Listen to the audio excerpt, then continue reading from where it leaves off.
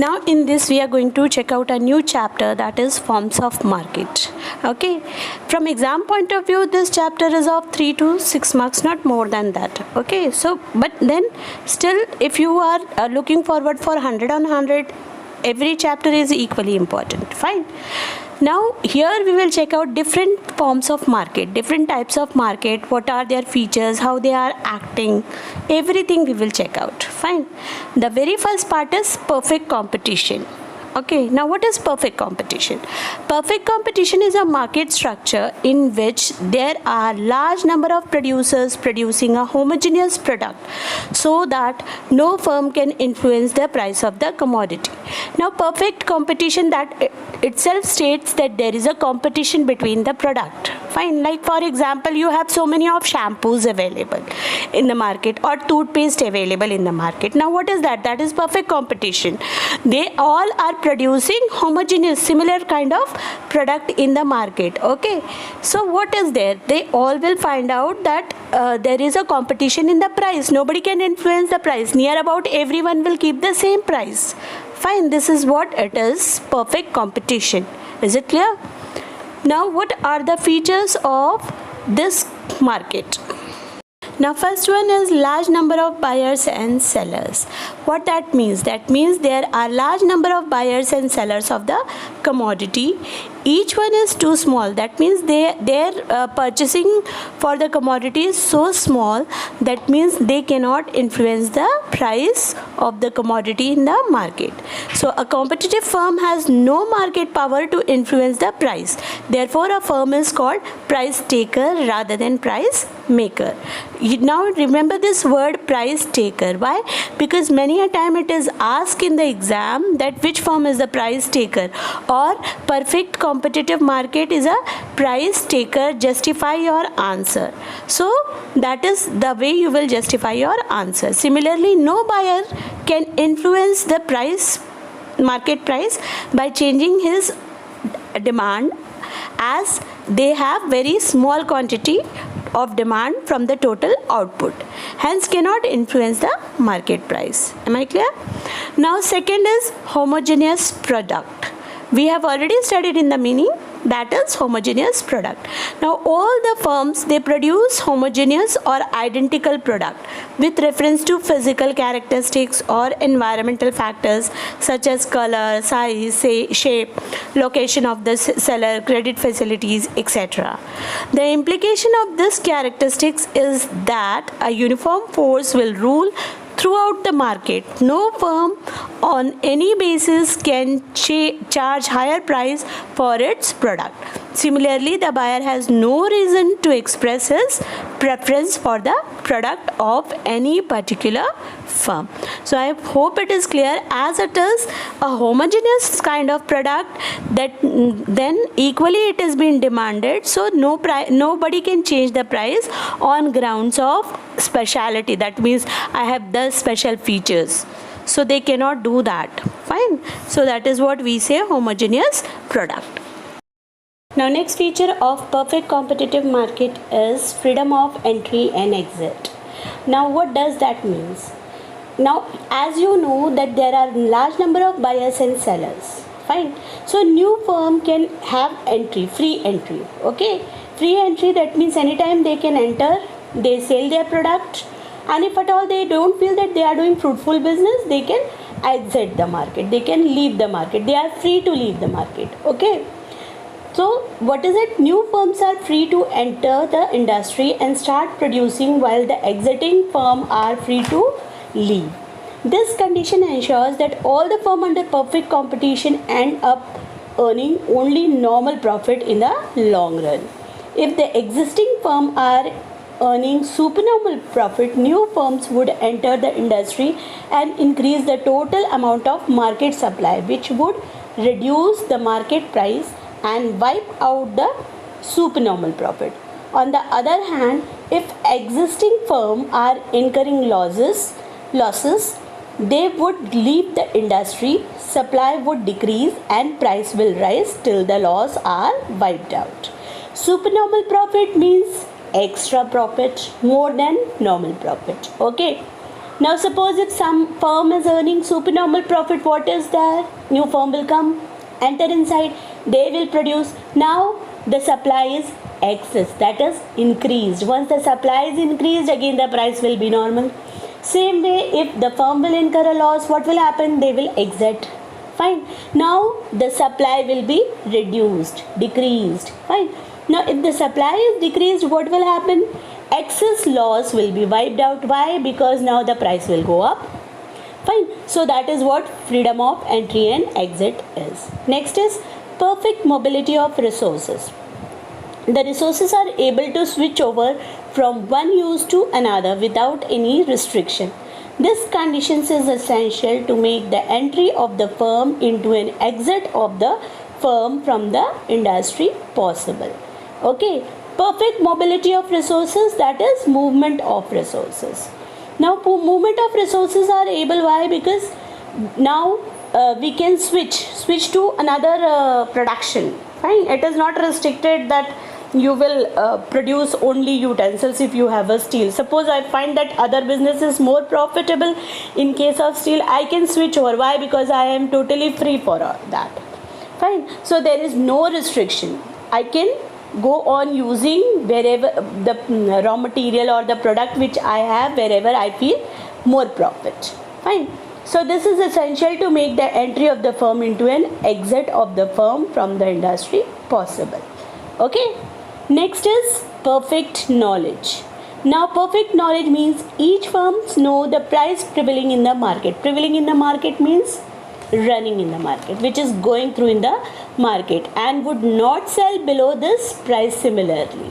Why? Because of perfect competition, what happened? Everyone knows the price, whatever is going on in the market. So what they will do? They will not sell below the price. Okay. Now each buyer has perfect knowledge about the product and the price. Fine. This ensures a single price. Okay. What this is ensuring? This is ensuring a single price. Next is absence of transportation cost. Now what do you mean by this? Buyers and sellers incur no transportation cost in purchasing and selling goods. This assumption is necessary to maintain uniform price throughout the market. Otherwise, price for identical goods would differ. Now transportation cost means, if at all, we will add the transportation cost to the cost of the product. No doubt the price of the product will also change.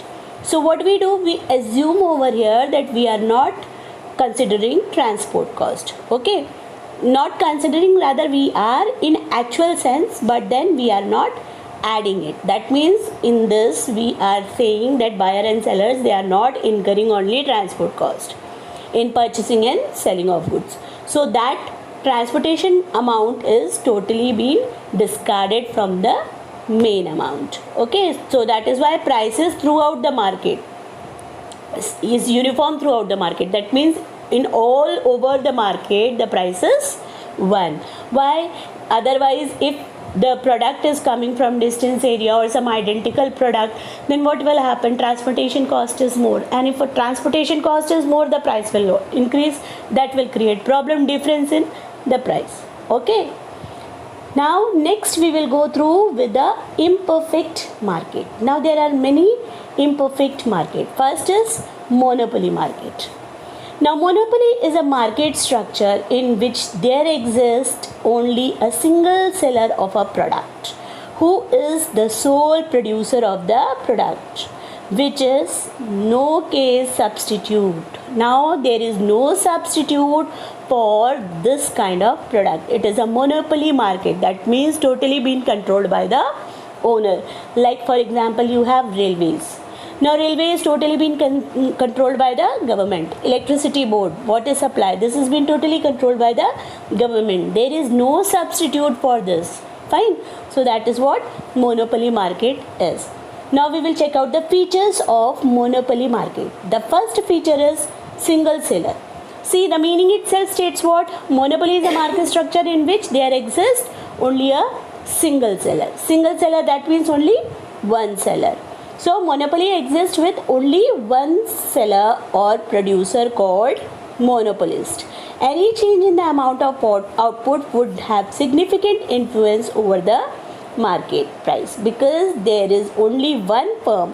Thus, the difference between industry and the firm disappears. However, the number of buyers of the product is large. No buyer can influence the price of the product. Okay, here who is in control? Single seller. Seller is in control. Why? Because he is single. So he will decide the price. Buyers will have no effect. Let the buyer increase, let the buyer decrease, no effect on that. Okay. Now next in a row is absence of close substitutes. Now we have already studied there is no substitute in case of monopoly market, right? So that is what they say, absence of close substitute. In monopoly, no close substitute should be available for the product or services. If there are some other producers who are producing close substitute, there will be competition among them, thus monopoly will not exist. Okay, so if at all there is a substitute, there is a substitute of the product, that means monopoly is demolished. Fine. Now it is perfect competition. Why? Because there is a competition in the market. Am I clear? Next is close entry. Now what do you mean by close entry? There are very high barriers to enter. These restrictions may be in the form of patent rights, copyrights, etc. Okay. Now what do you mean by patent rights? You all know very well, patent rights means if I have designed something, I take patent from government. That means authority, that nobody will use my product, my design in their form, and if at all they will be using my design, I will sue them in court. Okay, so that is what copyright is also there. So that is why there is a close entry. Fine. Next is price maker. See, what we have studied about perfect competition, we have studied that they are price taker. Now price taker means they have to accept the price which is prevailing in the market. Now what do you mean by price maker? Price maker means they make the price. Who make the price? Seller makes the price. Now price taker means they accept the price. Seller accept the price. Price maker means sellers make the price. That means they decide the price. Why? Because they are in monopoly. Okay, do remember, you always get one such type of question that justify your answer that monopoly firm is a price maker. So that you have to justify. Am I clear? Be very careful while doing that. Now what do you mean by price maker? Price of the commodity is fully under the control of the monopolistic, as he is the sole producer of the commodity. Thus a monopolist has a high market power. Now last one in the row is possibility of price discrimination. Now what do you mean by discrimination? Discrimination means that different prices can be charged to different types of consumers. Okay. Now price discrimination refers to a situation when a producer sells the same product to different buyers at two or more different prices for the reason not associated with difference in the cost of supplying the product to different consumers, but it can be other reason. Do remember, cost is not a reason. There can be any other reason. Now I hope you know very well in railways. Okay, what they are doing? They are charging different prices to different consumers. Fine. Means to senior citizen they have some aisles, then to women section they have some different types of charges, then to normal journal they have different. So these are what? Reservations. So this is what? This is price discrimination. Same thing happens in hospital. Okay. So this is the system which goes on in case of monopoly. Okay. Now next is monopolistic competition. Now what do you mean by monopolistic competition? Monopolistic competition is a form of market in which there are large number of sellers of a particular product, with each seller selling somewhat differentiated but close substitutes. Do remember, the product is one, but a bit of differentiation, right? You must have seen many of the advertisement. What they say? Now they are producing everyone similar kind of shampoos, but what they do? They have one different quality in that. That is what they focus, that is what they mention, or what we can say pressurize. Okay, so that is monopolistic competition. Many sellers are there. Do remember, it is not monopoly, it is monopolistic. Okay, so be clear with the word what I am using. Monopolistic competition, here there are many sellers. Now everyone is producing homogeneous type of product, but bit of differentiation. So close substitutes are available. Close substitutes are available means somewhat similar type. It's not completely same, but somewhat similar type of product is available. Now let's check out the features of monopolistic competition. First is what? Large number of buyers and sellers. Now what do you mean by large number of buyers and sellers? Same we have done in perfect competition. So what happened? The firm under monopolistic competition makes its own prices and output decisions and follow an independent price policy. The firm has a slight market power. Do remember, by slight market power, because there are large number of buyers and sellers. So that is why the firm has a slight market power to influence the price. The number of buyers is very large, so that no individual buyer can influence the price of the product by changing his demand. So do remember, seller do have power to affect the price, but there is only slight influence of the seller, but buyer, they have no influence on the price. Okay, next is differentiated product. Now in monopolistic competition, each firm produces a product that is somewhat different from the product of its competitors. That is, its close substitute products are close substitutes to each other, but not perfect substitutes. That is what I told you, they are close substitutes. That means nearby, but it is not a perfect one. Okay, it is not totally similar. Now product may be different on the basis of physical characteristics, design, color, packaging, it can be any, okay, etc.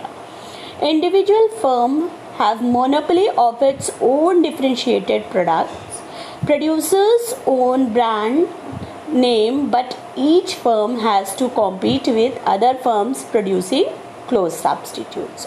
Okay, now next is free entry and free exit. As there are many number of buyers and sellers, as usual there will be no restriction on the entry.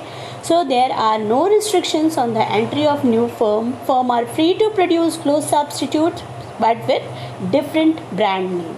So there are no restrictions on firm to leave the industry.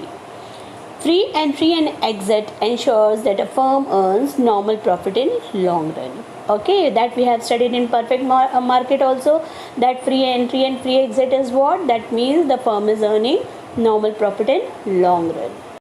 Now next is selling cost. Selling cost is the expenditure incurred by the firm to produce and promote the sale of its products through various sales promotion measures. They may be in the form of advertisement, newspaper, TV commercials, door-to-door campaign, offering discounts, etc. Okay, so selling cost can be anything. That means any extra expenditure which is being incurred to promote the product for sales. Okay, so that is known as selling cost, that is added to the cost of the product. Next is non-price competition. Now what do you mean by non-price competition? Firms under monopolistic competition compete with each other not merely by price cutting but also on the basis of non-price competition. That is producing differentiated product, or you can say close substitute, incurring advertisement expenditure, etc. to promote their product. So that is what is it? Non-price competition. Next is independent price policy. We have studied already that in monopolistic they have the power for their independent price policy. That means they need not bother what price competitor is keeping. They have their own choice to keep the price. Okay, so a monopolistic competition, a firm can make its own price and output decision. Even output, they are not bounded that we will produce only 5, we will produce only 10. They can produce according to their choice. It can influence the price of the commodity to some extent.